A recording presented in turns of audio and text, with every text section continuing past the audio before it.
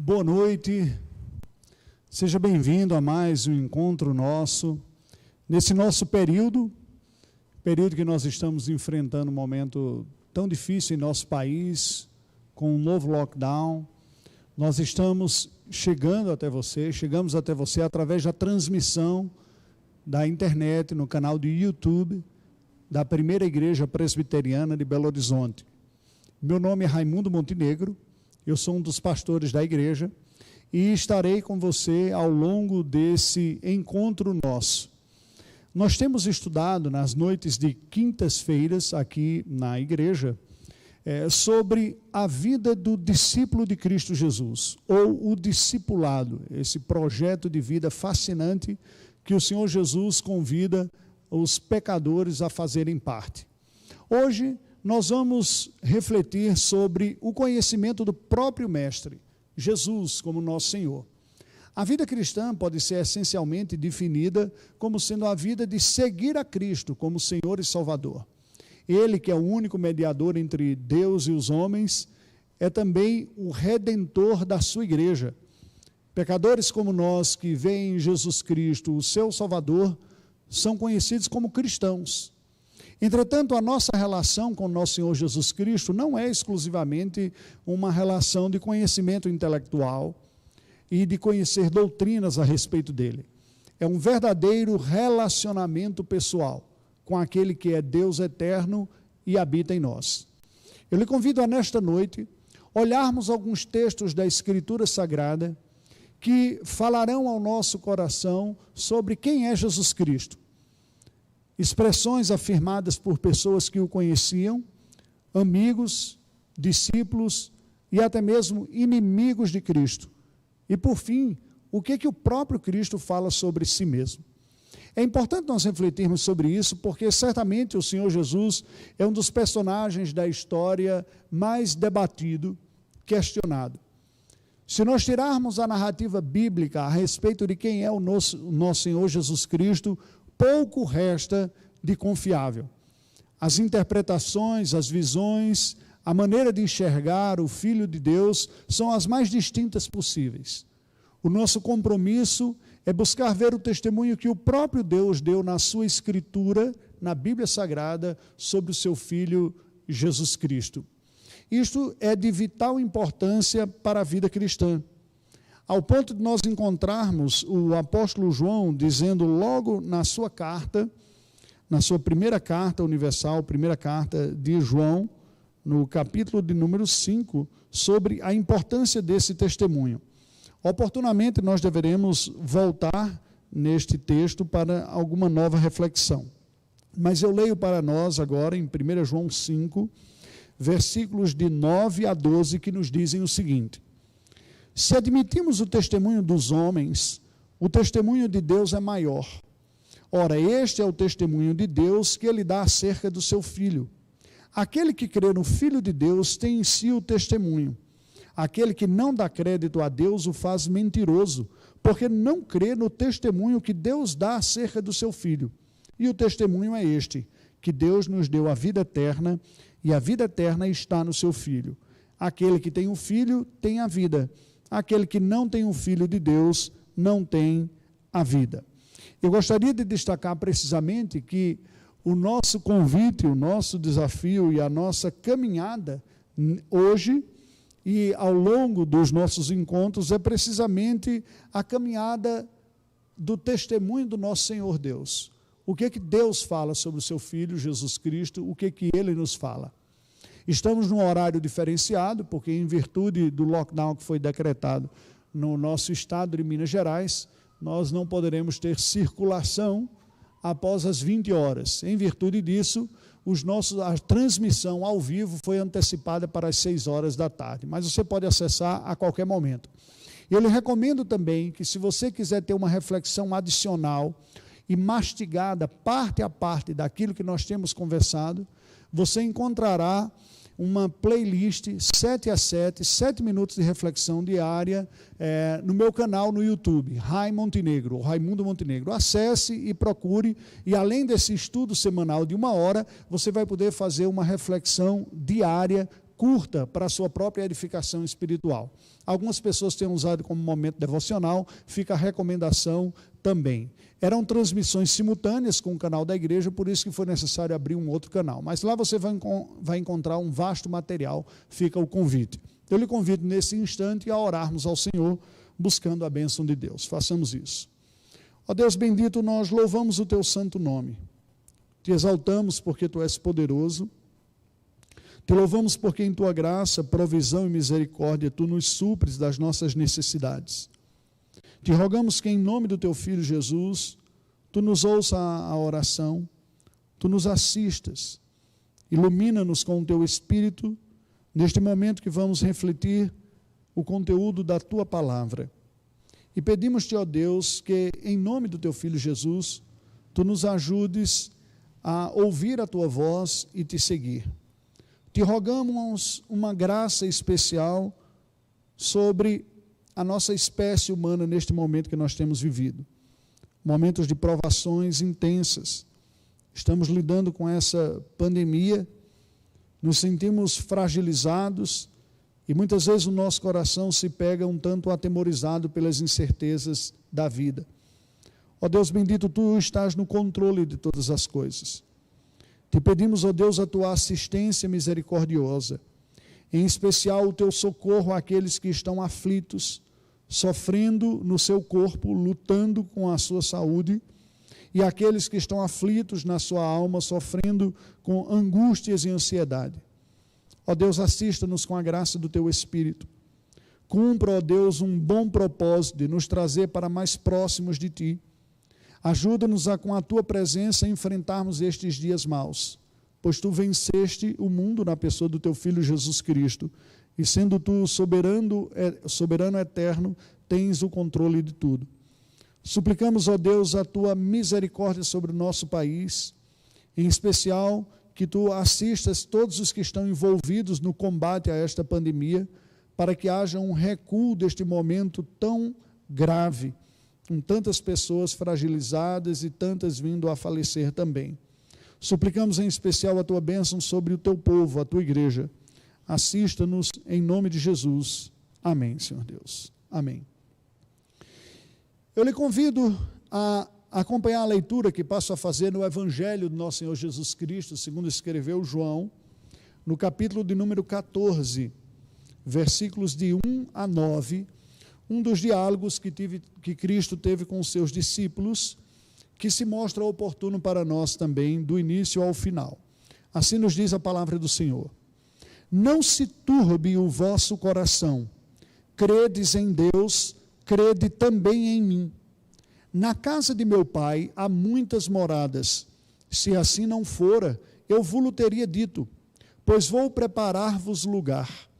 E quando eu for e vos preparar lugar, voltarei e vos receberei para mim mesmo, para que onde eu estou, estejais vós também. E vós sabeis o caminho para onde eu vou. Disse-lhe Tomé, Senhor, não sabemos para onde vais. Como saber o caminho? Respondeu-lhe Jesus, eu sou o caminho e a verdade e a vida. Ninguém vem ao Pai, senão por mim. Se vós me tivesseis conhecido, conheceríeis também a meu Pai. Desde agora o conheceis e o tendes visto. Replicou-lhe Filipe, Senhor, mostra-nos o Pai, e isso nos basta. Disse-lhe Jesus, Filipe, há tanto tempo estou convosco e não me tens conhecido? Quem me vê a mim, vê o Pai. Como dizes tu, mostra-nos o Pai? Com estes versículos, o Senhor Jesus traz um acalento, uma pacificação ao coração dos discípulos. Ele já está entrando no seu momento final da sua vida, do seu ministério terreno aqui. E uma certa apreensão tomava conta do coração dos discípulos, como muitos momentos difíceis em nossa vida, de despedidas de pessoas queridas, de incertezas, de ameaças também podem vir a ocorrer conosco, como temos vivido nesses dias. E aqui as palavras de Cristo se mostram oportunas, porque ele diz, não se turbe, não esteja perturbado o coração de vocês. Crede em Deus, confie no Senhor, crede também em mim, o Filho de Deus, o Redentor, o Salvador. E Cristo, então, fala destas verdades, anunciando aos discípulos que ele precisa trilhar o caminho até a cruz, o caminho que vai prover a redenção, a salvação para pecadores. Os discípulos não entendem claramente o que ele significa, diz: que caminho é esse que o Senhor está falando? Para onde o Senhor vai? Qual é o caminho? Ele diz: preste atenção, o que vocês precisam saber é que o caminho do conhecimento de Deus e da vida eterna sou eu. Eu sou o caminho, eu sou a verdade, eu sou a vida. Ninguém vem ao Pai senão por mim. É curioso que o Senhor Jesus usa o verbo vir, né? E não ir. Ele não diz: ninguém vai ao Pai senão por mim. Como ele, o Pai e o Espírito são um, e ele é o único mediador, vir a Cristo é ir ao Pai, como ele mesmo vai dizer em outras ocasiões. Olha o que o Senhor Jesus nos diz em João, capítulo 17, versículo de número 3. João 17, versículo 3, ocasião da oração sacerdotal, quando no Getsêmani o Senhor Jesus vai orar pelos discípulos, depois de ter se despedido deles, derrama sua alma em agonia diante de Deus, mas intercede pela igreja do Senhor. Ele nos diz em João 17,3: e a vida eterna é esta, que te conheçam a ti, o único Deus verdadeiro, e a Jesus Cristo, a quem enviaste. Portanto, o conhecimento de Cristo implica na única forma do conhecimento verdadeiro de Deus. Novamente, João, agora na sua primeira carta, ele vai descrever isso, uns versos um pouco mais adiante daqueles que nós lemos no início do nosso encontro aqui. João vai dizer, na sua primeira carta, capítulo de número 5, o seguinte: 1 João, capítulo de número 5, versículo de número 20. 1 João 5, 20. Também sabemos que o Filho de Deus é vindo e nos tem dado entendimento para reconhecermos o verdadeiro, e estamos no verdadeiro em seu Filho Jesus Cristo. Este é o verdadeiro Deus e a vida eterna. O fato de termos a revelação de Deus para nós, dada mediante a inspiração do Espírito Santo, apontando a Cristo como o Salvador, o Redentor, o caminho para Deus, a fonte da vida eterna e de toda virtude, é um fato que não é processado ou experimentado em plena confiança e completamente por cada um dos seus fiéis. Ainda lutamos com ignorância, com dúvida em nossa vida, lutamos com outras informações, lutamos com ideias contrárias que fazem parte de nós e que recebemos ao longo da nossa criação, da nossa tradição, da nossa cultura, da nossa época, das filosofias e ideias.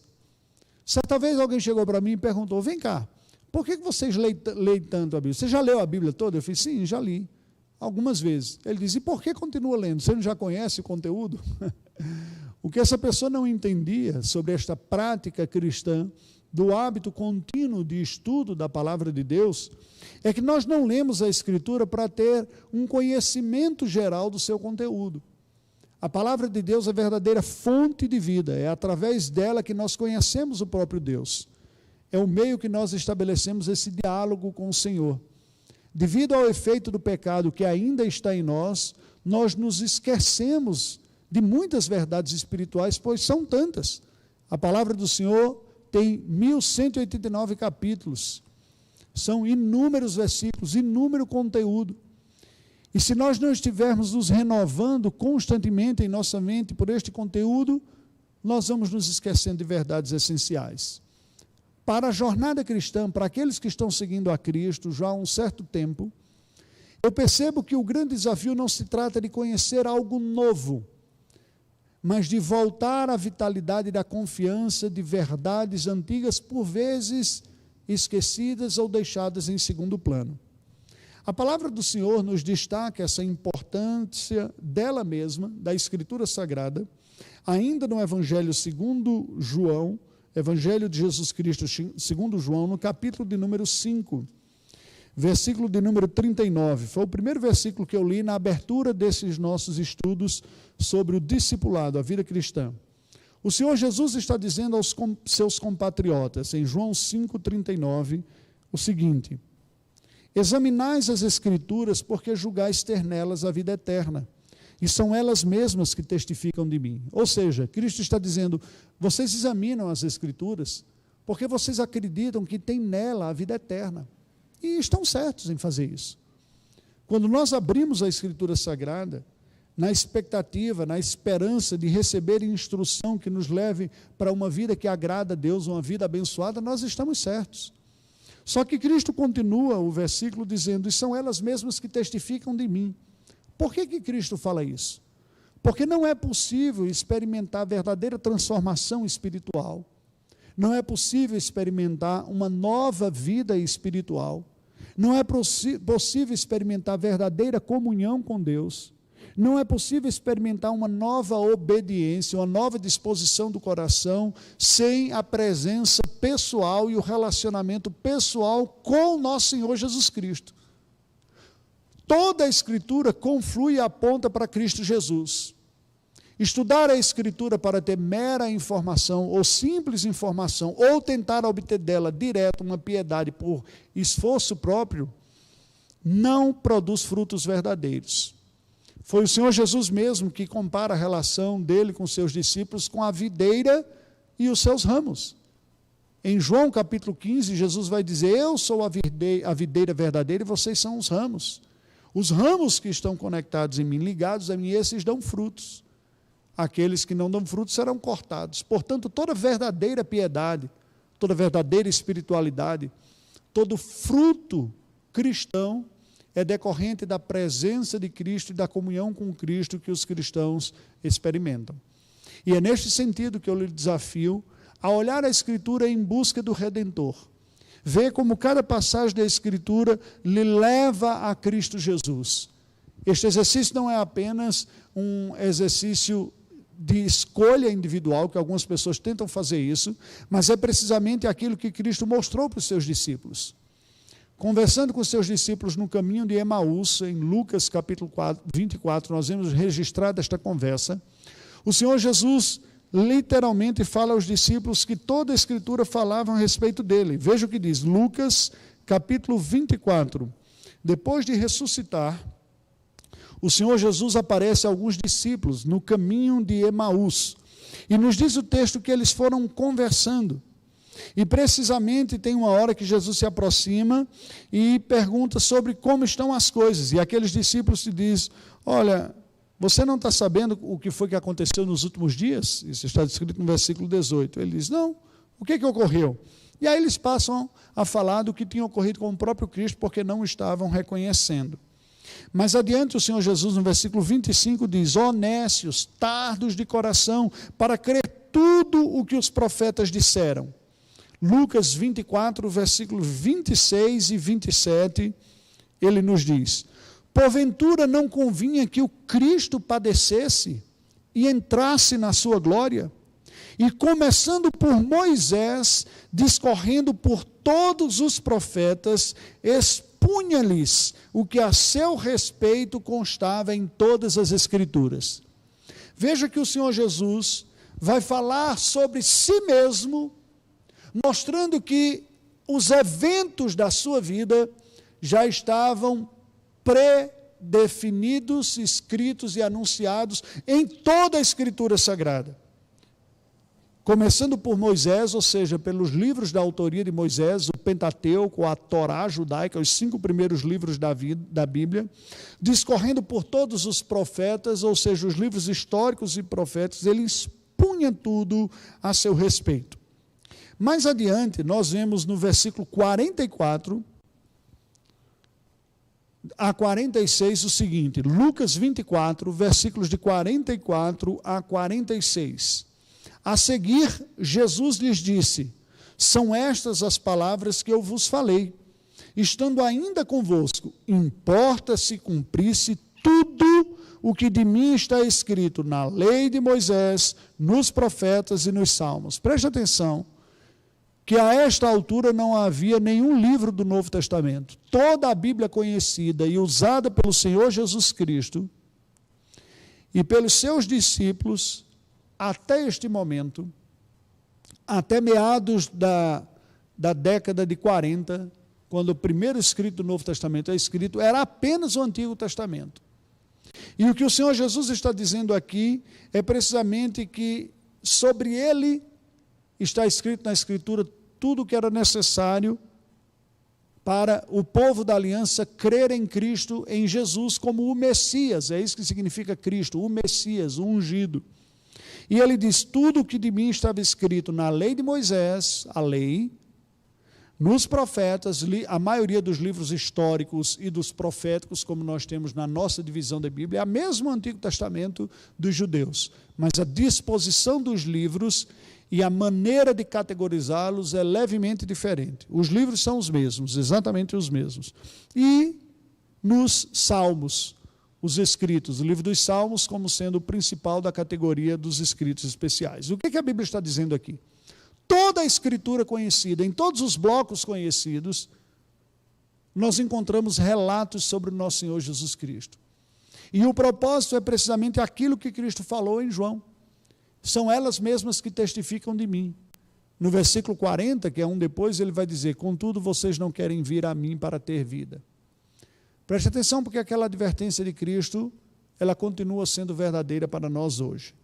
Mas o versículo 45 nos diz, então lhes abriu um entendimento para compreenderem as Escrituras. E lhes disse, assim está escrito que o Cristo havia de padecer e ressuscitar dentre os mortos no terceiro dia. Versículo 46. Portanto, o que a palavra de Deus está nos dizendo aqui é que toda ela nos leva a Cristo Jesus. É importante nós vermos isto, porque continua sendo verdadeira as palavras de Cristo, até mesmo para os discípulos de Cristo hoje. Nem sempre a nossa disposição é uma abertura real, profunda e verdadeira de coração para seguir tudo aquilo que Deus nos revelou. Nem sempre em nossa vida nós queremos de fato seguir a Cristo como nosso Senhor. Por exemplo, para ilustrar, todas as vezes que nós pecamos, nós não apenas desobedecemos, mas nós verdadeiramente nos rebelamos contra o senhorio de Cristo. Cada pecado que nós cometemos, quer seja com o nosso pensamento, quer seja com a nossa boca, quer seja com os nossos atos ou omissões, se constitui numa verdadeira rebelião ao senhorio de Cristo, mostrando que como discípulos naquele momento nós não o queremos seguir como nosso Senhor, como nosso Mestre. Nós elegemos para a nossa vida, cada vez que pecamos, algum outro senhor. Senhores ligados a promessas falsas de prazer, de segurança ou de satisfação ainda ligada. Aquilo que eu tenho maior prazer, aquilo que eu demonstro confiança ou aquilo que me gera temor, aquilo se torna o ídolo em minha vida.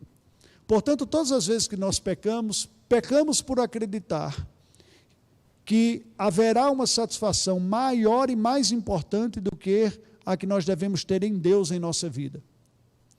Ou pecamos por acreditar que haverá para a nossa vida uma segurança maior e mais forte em alguma coisa que não seja o Senhor em nossa vida, ou alguém. Ou por algum motivo, quando nós tememos uma ameaça, ou uma força, ou um poder, ou alguém, mais do que o Senhor em nossa vida. Um destes três caminhos nos levará ao pecado: o prazer, a confiança ou o temor. A Escritura Sagrada nos mostra Deus como um absoluto. Ele é o único digno de toda honra, toda glória e todo louvor. O Senhor Jesus Cristo é aquele que nos capacita e que torna possível e real a vida de experimentar esse temor a Deus, este amor a Deus acima de todas as coisas, como o próprio Cristo resumiu toda a lei e os profetas. Amar a Deus acima de todas as coisas e ao próximo como a nós mesmos. Veja que a palavra do Senhor nos apresenta este caminho dado pelo próprio Deus, que é o caminho da Escritura.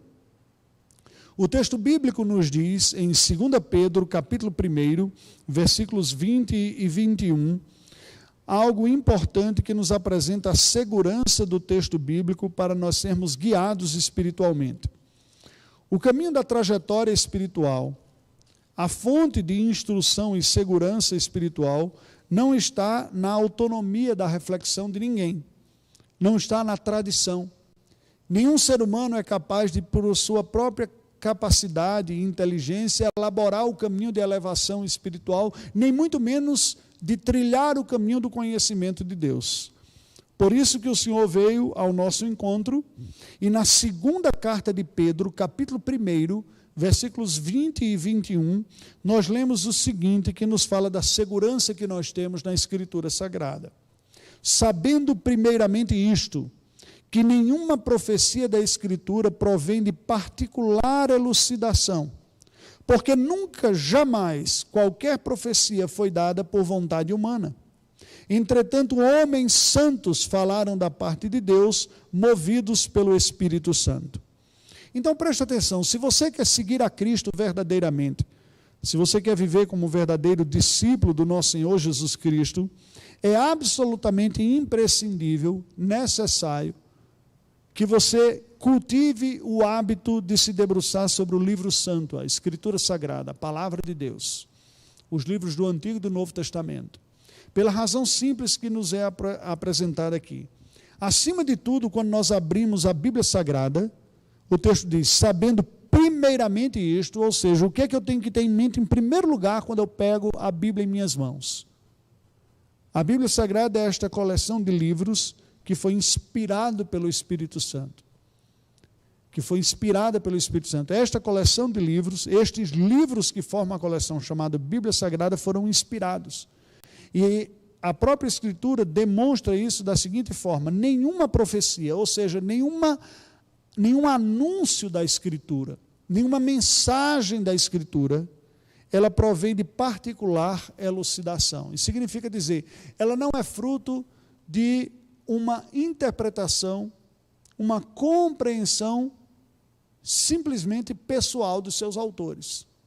Diferente dos livros que nós temos. Aliás, a própria academia, os escritos acadêmicos, desconfiam das pessoas muito originais. Não é? De onde você tirou isso? Foi da sua própria cabeça? Se você aprendeu isso com alguém, você precisa citar as fontes. Não é? A academia valoriza profundamente a citação das fontes, e um trabalho acadêmico de qualidade é um trabalho em que você registra muito bem qual a fonte das suas ideias. O que a Bíblia está dizendo aqui, obviamente, não é um descritivo acadêmico científico.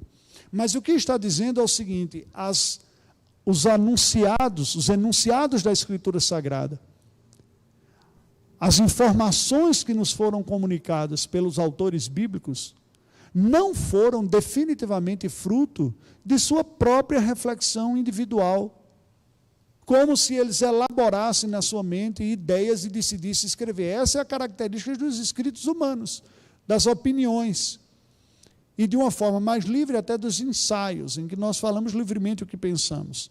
Mas o texto sagrado nos diz que nunca, jamais, qualquer profecia foi dada por vontade humana. O que torna a Bíblia Sagrada um livro singular é porque nunca, em nenhum momento, nenhuma afirmação da Escritura Sagrada ocorreu por simples vontade humana. Mas o texto sagrado nos diz, conjunção adversativa, entretanto, homens separados por Deus, santos, falaram da parte de Deus, movidos pelo Espírito Santo. Oportunamente nós poderemos estudar sobre este processo e o que significa a Escritura. Por ora, eu gostaria de lhe convidar a trazer junto ao seu coração esta convicção. Quando você pegar o livro santo, inclusive para um estudo bíblico, este momento você está acompanhando esse estudo aqui, ou qualquer outro, quando você vai ouvir um sermão, quando você vai ler a sua Bíblia, elimine as formas erradas de se aproximar a isso. Não há nenhum poder mágico na Escritura Sagrada. O simples fato de você abrir a Bíblia não vai trazer proteção espiritual para a sua casa. A simples forma de você tocar no texto sagrado não vai fazer nenhuma mudança na sua vida, pois o papel não é magicamente sagrado. A diferença toda está, como bem descreveu o nosso Senhor Jesus Cristo, em nos submetermos a esta palavra como verdadeira palavra de Deus. E tudo isso começa com a compreensão do seu conteúdo. Veja que quando o Senhor Jesus Cristo explica a parábola do semeador em Mateus capítulo 13, quando ele vai explicar a parábola do semeador, nós encontramos as seguintes palavras de Cristo, a partir do versículo 18 e 19, e depois nós leremos a 23. Olha o que diz o Senhor Jesus, Mateus 13, versículos 18 e 19. Atendei vós, pois, a parábola do semeador. A todos os que ouvem a palavra do reino e não a compreendem, vem o maligno e arrebata o que lhes foi semeado no coração. Este é o que foi semeado à beira do caminho. Claramente o Senhor Jesus está dizendo, ouvir a Bíblia e não entender não produz nenhuma mudança espiritual na sua vida. É preciso compreender. A maneira como Deus fala, alcança e transforma seres inteligentes é usando a sua inteligência.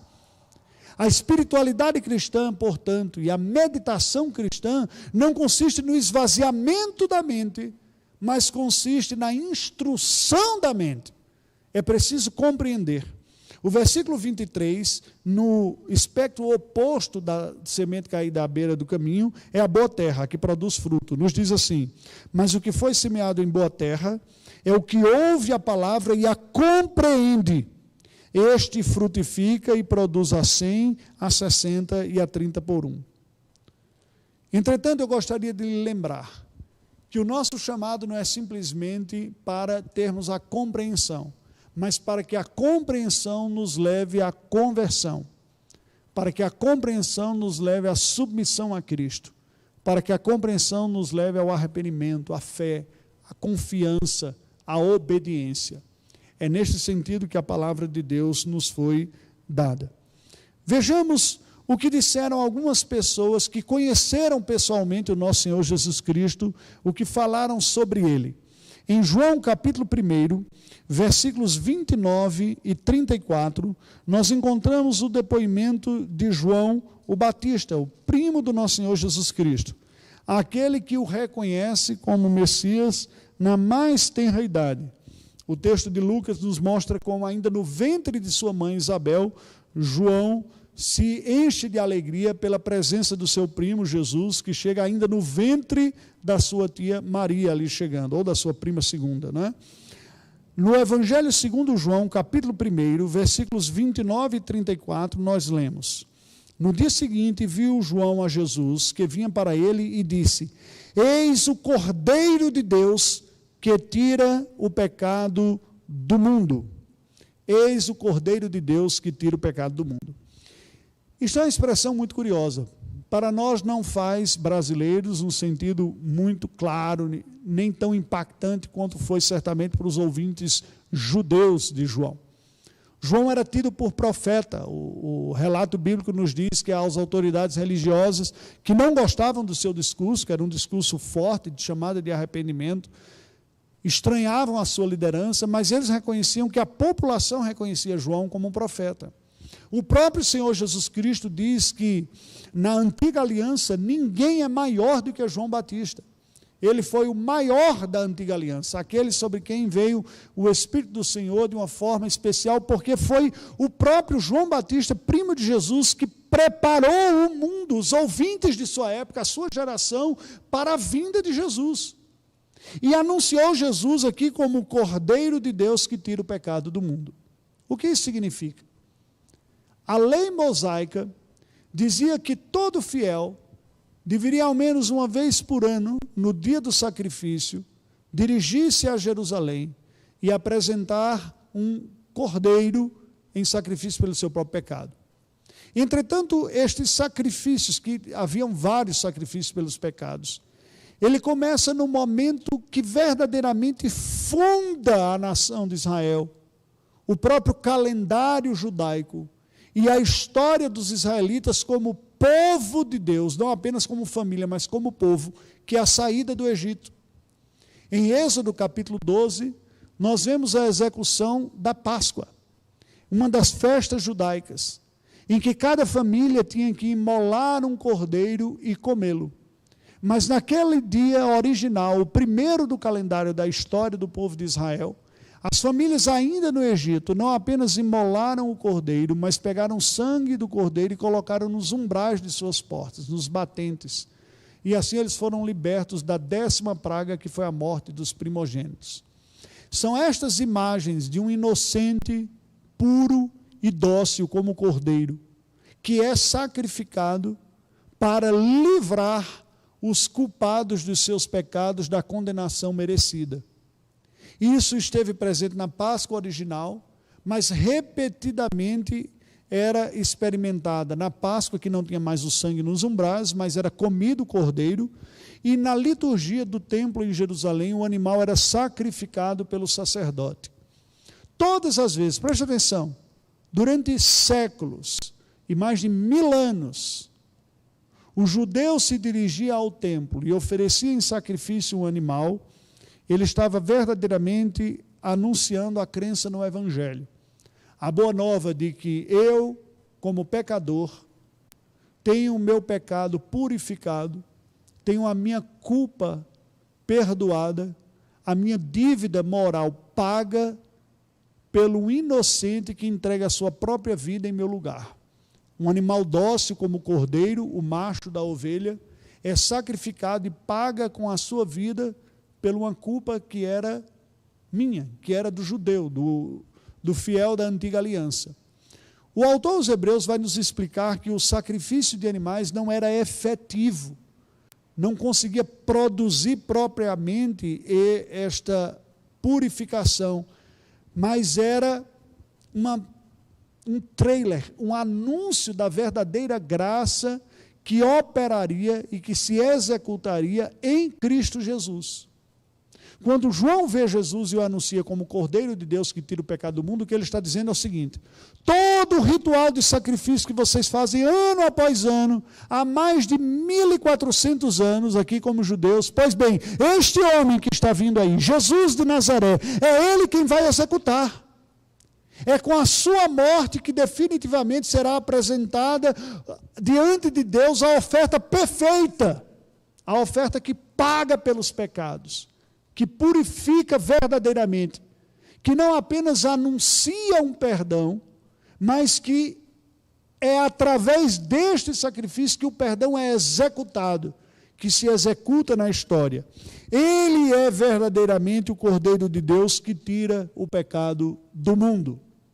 E vejam bem, do mundo, não é apenas para os judeus. O alcance do sacrifício de Cristo torna possível agora o Evangelho ser anunciado às nações e todos os povos experimentarem graça, perdão e salvação. Hoje nós estamos no Brasil, fazendo essa transmissão a partir do templo da primeira igreja presbiteriana de Belo Horizonte, para pessoas que são beneficiadas pelo sacrifício de Cristo Jesus ao crerem no Evangelho em qualquer parte do mundo. Este é o Cordeiro de Deus. O João Batista, primo de Jesus, ainda disse no versículo 34 de João, capítulo 1, João o apóstolo, capítulo 1, versículo 34. Pois eu de fato vi e tenho testificado que ele é o Filho de Deus. A expressão Filho de Deus foi esvaziada do seu sentido em nossa cultura, porque a nossa cultura assume a ideia de que todo mundo é filho de Deus. Muitas vezes, no sentido contrário que a Escritura Sagrada nos diz. Porque o filho deve ser parecido com o pai. Você se lembra da conversa de Jesus com os judeus, que diz, olha, se Deus fosse o vosso pai, se Abraão fosse o vosso pai, vocês andariam nas pegadas de Abraão, e vocês seriam parecidos com o próprio Deus. Quando João Batista está dizendo que Jesus é o Filho de Deus, ele não está dizendo nesse sentido universal que a sociedade contemporânea tira, que diz, eu também sou filho de Deus, né? Às vezes até apontando no sentido contrário. Eu também vou tomar os meus goró, meus pileques, que eu também sou filho de Deus, ninguém aguenta ficar só de trabalho, né?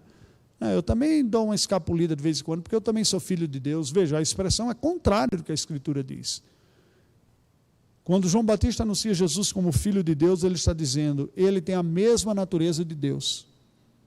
Este homem que está chegando aqui, para ser batizado, Este homem não é como eu e como você, filho de um homem e de uma mulher, e que conhece pecado como nós conhecemos. Este homem é um ser humano, porém, filho de Deus. Não conhece o pecado como nós o conhecemos. Conhece os efeitos do pecado que atingiram a humanidade. E assim ele conhece fome, conhece dor, conhece frio, conhece desprezo, mas não conhece cobiça, não conhece o ódio para com o próximo, não conhece a hipocrisia. Ele não conhece o pecado como uma realidade experimentada, mas conhece os efeitos do pecado como ser humano vivendo em um mundo sob os efeitos do pecado, inclusive no seu próprio corpo. Cansaço e fadiga que teve muitas vezes. E por que Jesus era assim diferente? Porque o Senhor Jesus era o filho de Maria quanto à sua humanidade, nascido do ventre da Virgem, mas era o Filho de Deus quanto à sua divindade, com a natureza divina preservando-o do pecado. Este era o nosso Senhor Jesus Cristo, que foi tentado porque foi humano, mas não caiu em tentação, porque fora divino também. A tentação foi real na sua humanidade, mas assistido pela sua divindade, ele permaneceu firme. E é isso que João Batista está dizendo. Ele é o Filho de Deus. Este homem que está diante de vocês é o Filho de Deus. Agora vejam o que disse um dos discípulos mais conhecidos de Cristo, Pedro, Simão Pedro, em Mateus capítulo 16, capítulo 16, nós temos uma das expressões mais belas da Escritura Sagrada, pela boca de Pedro, falando sobre Jesus. Mateus 16, versículos 15 e 16. Mas continuou ele, disse Jesus: quem dizeis que eu sou? Respondendo Simão Pedro disse: tu és o Cristo, o Filho do Deus vivo. O Cristo. Cristo é o título mais comum do Novo Testamento para falar de Jesus.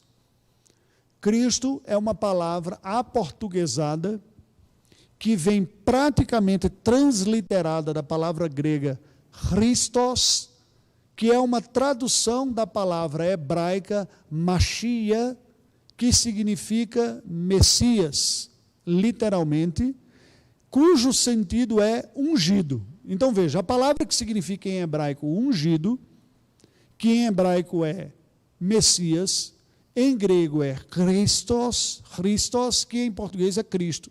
Nós nos referimos muitas vezes a isso como sendo quase um segundo nome de Jesus, não é? Mas na verdade significa dizer, ele é aquele que veio da parte de Deus para salvar. Ele é o servo sofredor de Isaías que entregaria a sua vida para salvar o seu povo. Ele é aquele em quem habita a plenitude do Espírito Santo que está sobre ele para trazer o anúncio da salvação e produzir a libertação aos pecadores. Ele é o Messias, ele é o Cristo. Para os judeus isso é algo extremamente importante. Quando Pedro diz, olha, nós durante anos, séculos, temos aguardado o Salvador e até agora ele não veio, mas és tu que está diante de nós, tu és o Messias que nós aguardamos. Aquele que vem da parte de Deus para trazer libertação para o seu povo, para trazer vida eterna. Tu és o Cristo, o Filho do Deus vivo. Um homem diferente dos outros, posto que também divino que é. Filho do Deus vivo. Não filho de um homem e uma mulher, descendentes de Adão e Eva. Filho de uma mulher, Maria, de onde veio sua humanidade, e filho de Deus que miraculosamente foi concebido no ventre da Virgem. Tu és isto. André, irmão de Pedro, em João capítulo 1, versículo 41, nos fala sobre Jesus o seguinte: ele achou primeiro o seu próprio irmão, Simão, a quem disse, achamos o Messias, que quer dizer Cristo. O próprio texto sagrado nos explica o sentido de Cristo aqui. Ele é o Messias, o aguardado de Israel. Agora veja, estes foram discípulos de Cristo.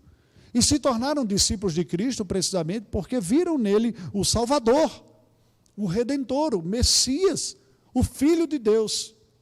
Mas havia um povo que tinha uma rivalidade profunda com os judeus, que eram os samaritanos. No capítulo 4 do Evangelho segundo João, nós vemos o seguinte relato, o discurso dos samaritanos sobre o Senhor Jesus Cristo. Aqueles que foram chamados pela mulher samaritana a irem até Cristo, nos diz o texto de João 4:42 o seguinte: e diziam à mulher: já agora não é pelo que disseste que nós cremos, mas porque nós mesmos temos ouvido e sabemos que este é verdadeiramente o Salvador do mundo. Olha que coisa bela.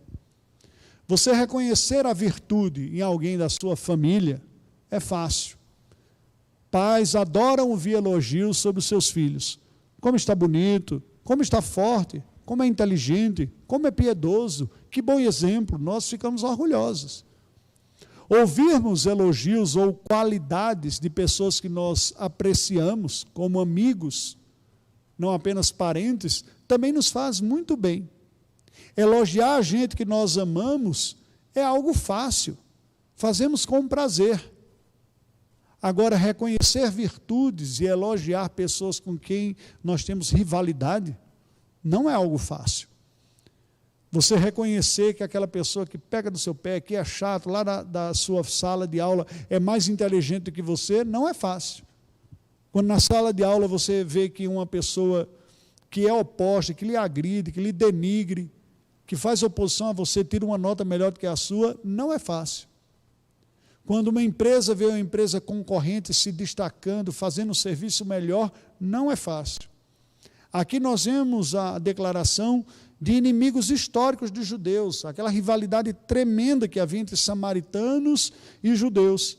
E são estes samaritanos que vão, encontram-se Jesus, que é um judeu, e diz sobre eles: agora nós cremos, não só porque você, mulher samaritana conhecida deles, havia anunciado sobre Jesus, mas nós mesmos temos testificado e ouvido e reconhecemos que verdadeiramente Ele é o Salvador do mundo.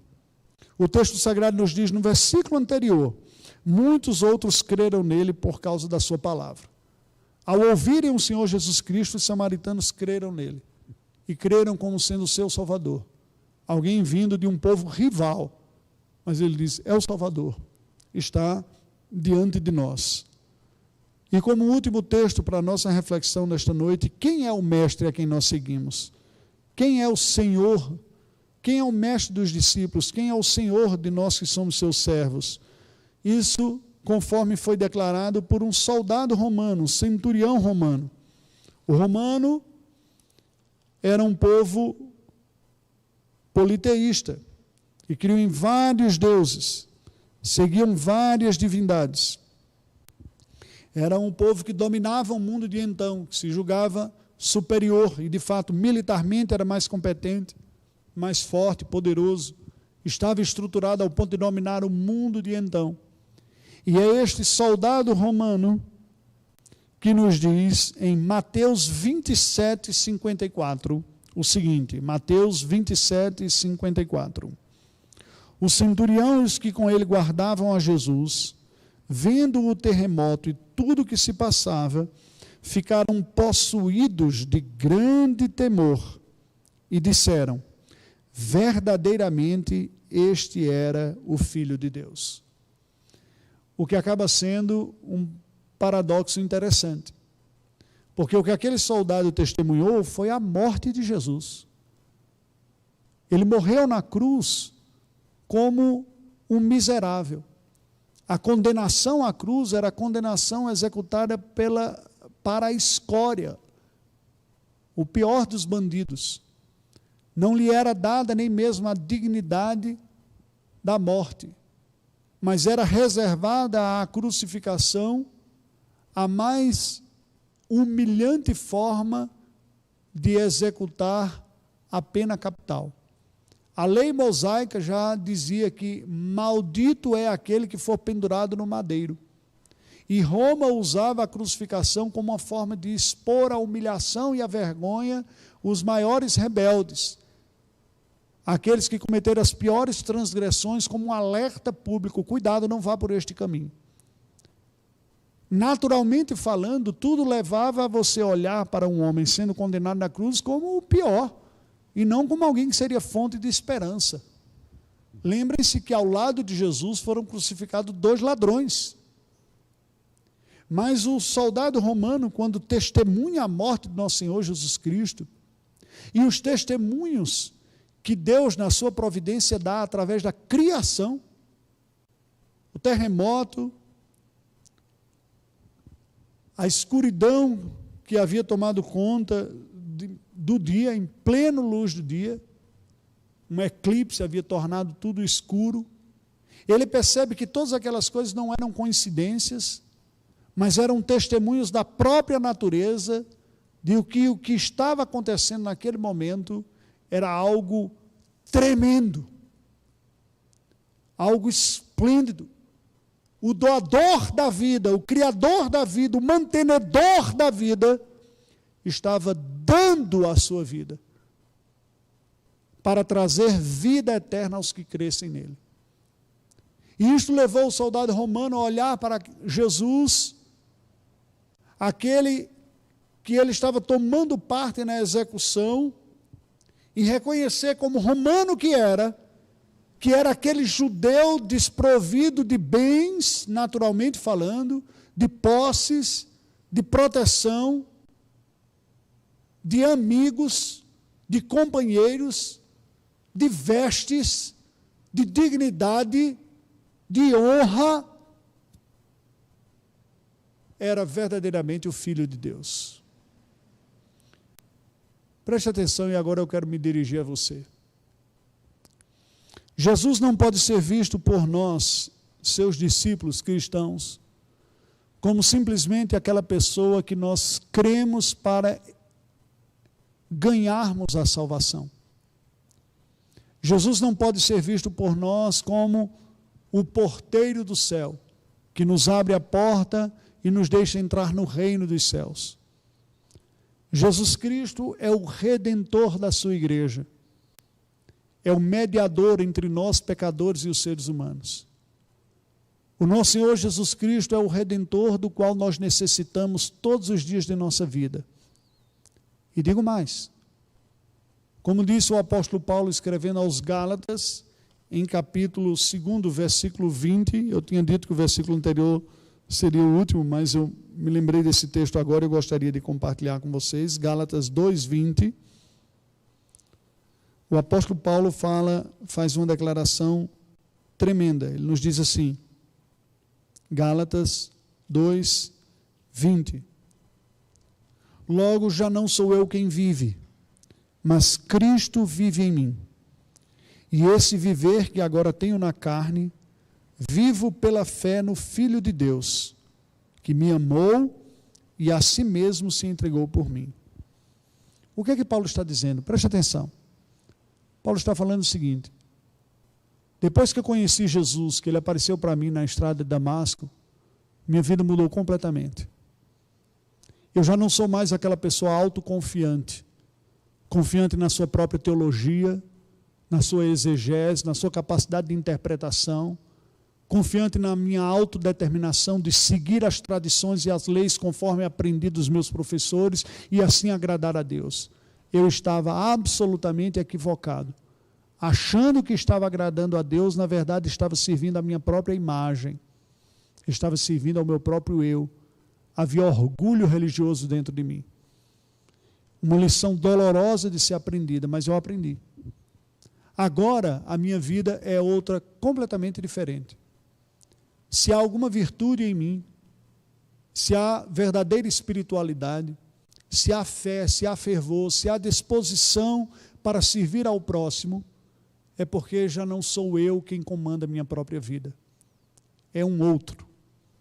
É Jesus. É Ele que agora habita em mim, pela fé. Quando me rendi a Ele em arrependimento, me rendi para uma dependência diária. E hoje eu dependo e preciso de Cristo tanto quanto no primeiro dia. Se não mais.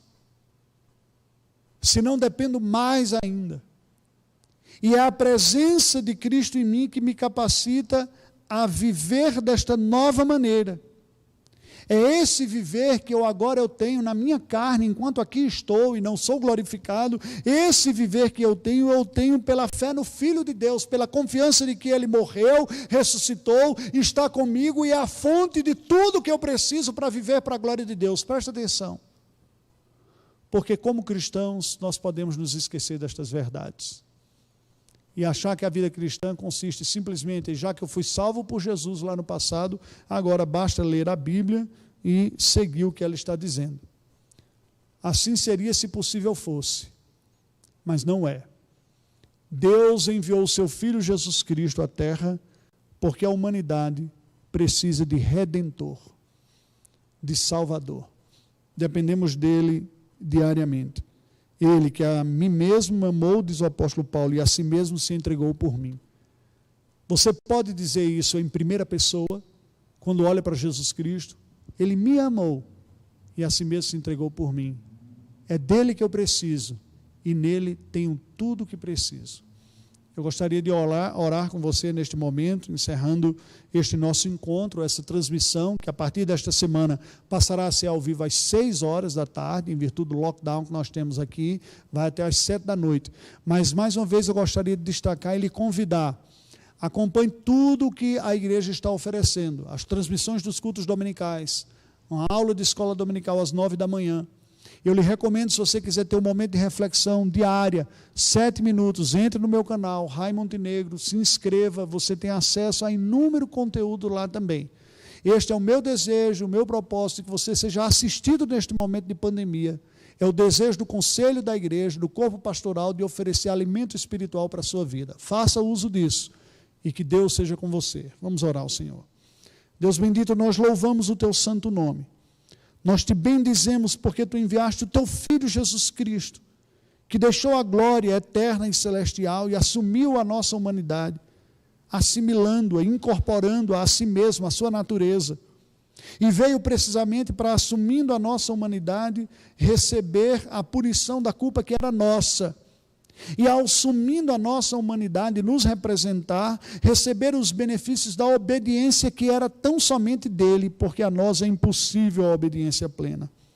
Pedimos, ó Deus, pelo poder do teu Espírito, a presença transformadora do teu Filho em nós. Pelo poder do teu Espírito, conforma-nos à imagem do teu Filho Jesus Cristo e dá-nos a graça de experimentarmos uma dependência diária e crescente, para que a beleza do teu Filho seja formada em nós. Fortaleça-nos, sê conosco, nós te pedimos em nome de Jesus. Amém. Deus nos abençoe, aguardo você no domingo e na próxima semana.